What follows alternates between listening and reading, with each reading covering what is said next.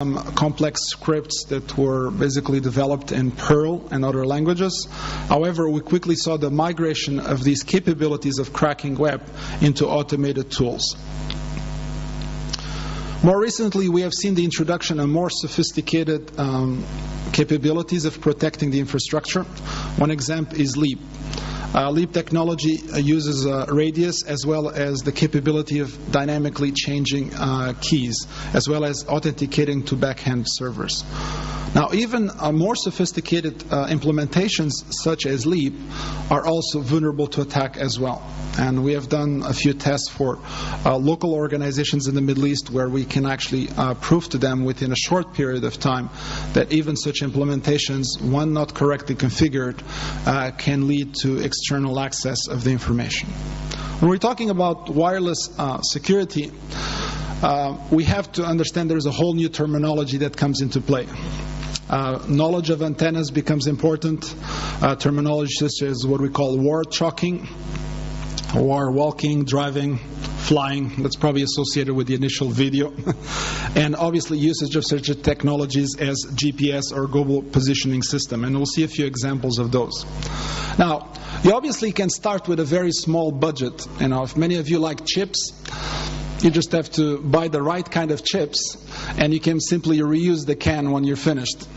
You need a few wires, a little bit of pieces of plastic, and away you go. Now, if you are not too much into the engineering type, you can go to the little corner store and somebody will build one for you for a few dollars. We're talking about $10 or so to build such a facility. Now, if your budget is a little bit higher, you also can obviously capture the signals from much farther away. We're talking about up to, in some cases, 100 kilometers away. So this obviously requires a parabolic antenna, and obviously the budget goes along with it as well. Now, it's good to get the right kind of t-shirt since you're in the process. Not too expensive, about $1 or $2. Now, obviously, one of the important aspects about war driving, war walking, is to have the right of equipment. And obviously, you want portable kind of equipment, something that is not too heavy. So you go to your local store, get a GPS unit. The one I have is still kind of heavy, so I'm still looking for a lighter one. But if you combine the right kind of elements, including even as light as a PDA, the software today properly runs on these environments. So you can set everything on a small unit and away you go.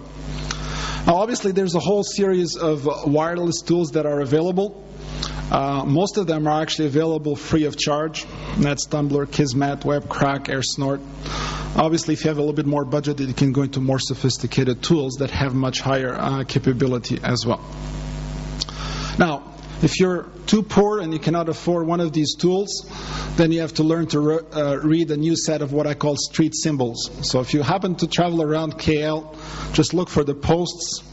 And there's something called war chalking. So if you happen to see these strange symbols on certain walls or buildings, that means there is an access point nearby. You just have to understand, understand the symbols and the methodology. Somebody went by and basically did you a favor.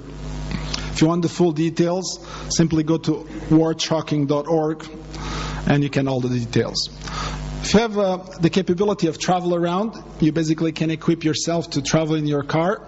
Obviously, this gives you a much higher capability of locating the access points over a wide area. We're talking about 5, 10, 20 kilometers or more. With the right GPS unit, it gives you quite a lot of capabilities. Now, as any other process for security penetration testing, you need to follow a structured approach. So locate the target, profile, provide the right attack mechanism, and then the right exploit. This all depends very much on the technologies and the encryption mechanisms used at each client. If it's a clear access point, it's very easy. Web, a little bit more work. Leap, a little bit extra work, and so on. Obviously, the types of attacks vary quite a lot, from just simple scanning, sniffing, enumeration of the various services running, connecting to the access points, getting internal IP addresses of the network, and if you actually want to start doing some damage, you can reconfigure the internal network, and so on. One of the most popular tools that was used for this purpose is called NetStumbler. NetSlumber is one of the tools that runs on a very small PDA or a laptop. It allows you to basically map out the access points. Now, obviously, NetSlumber is quite limited in its functionality, given that today some of the access points are not broadcasting the SSID. That means that this will be completely invisible to NetSlumber. But with the right kind of approach, it gives you the strength of the signal. If you combine it with a GPS unit, you can easily map. This particular map is from the diplomatic area in Bahrain. Now, if you're going to zoom into a little bit more detail, you see that most of these access points are actually not encrypted. If you happen to be more of a Unix fan rather than a Windows fan, does not matter. These technologies are available on both platforms. Although if you are on Linux or Unix, the technologies are much more powerful and have much greater capability. One of these units is actually called Kismet.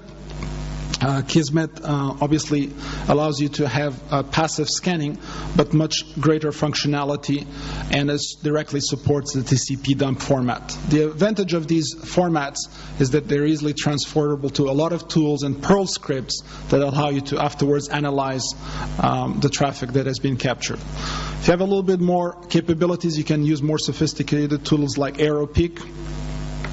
Other important tool that is extremely versatile and quite useful is Etherreal.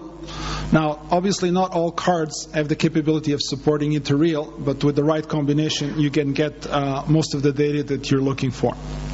If you have a slightly better budget in mind, tools like, for example, Observer give you the capability, and obviously a lot of these require you to have the right access card. Depending on the network, if it's A, B, G, they are not compatible. So you need to identify what is the right infrastructure. In this particular, these are a session that I just ran a few minutes earlier before starting the presentation. You can quickly identify which are the access points that are more chatty on the network, capture quite a lot of packets, and then start analyzing those packets. Then afterwards you send this to the right tools, and a little bit more time you're able to get all the information that was being transmitted back and forth. Now, obviously, the better tools that you have, the better capability, and the less time it will actually take you to analyze the information and provide the right kind of reports for your customers that you're servicing. Obviously, most organizations today are actually not protecting their network, and by having these access points that are not protected, it's very easy for them to be accessed externally within the organization. To make matters worse, the default configurations that come either with most access points or with environments such as Windows create problems of their own. Default configurations in Windows, for example, allow pretty much you to connect to any access point without even asking you too much options. Now, besides that, there's obviously other types of attacks, whether the authorized or unauthorized, what we call here insertion attacks. They connect to an access point without authorization. And obviously here you need the right protection to be able to do that. It is important to do wireless remote monitoring in order to be able to protect your own infrastructure. You have to understand that when you have wireless networks, everything goes outside of your building. So you actually need to look at the infrastructure that you have within your own environment. Besides the attacks against the access points, you also have attacks against the laptops, desktops, etc., which are also vulnerable as well. The default configurations on most devices make your infrastructure quite vulnerable, and all the documentation is pretty much available online, so it does not require a lot of time or effort to automatically access that. To make matters worse, technologies that are for management of the infrastructure, like SNMP, Web and Telenet, allow you to get into most access points as well. Once you get into your access point, you can actually reconfigure it and even, create special entries for yourself or actually disrupting the internal network.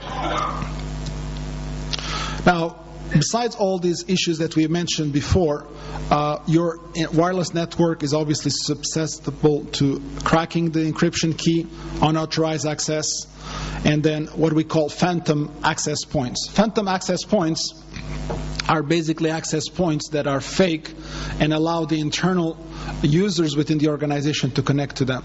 Most of these technologies have